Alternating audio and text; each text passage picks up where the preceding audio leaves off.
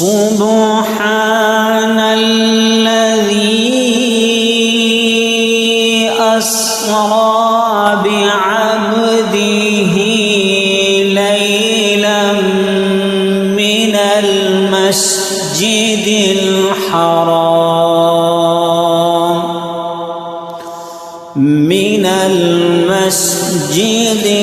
الحرام إلى المسجد الأقصى الذي باركنا حوله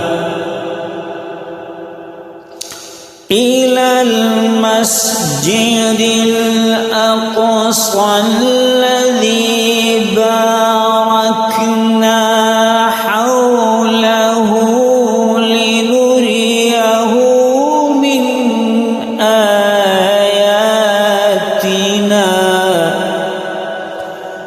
إنه هو السميع البصير.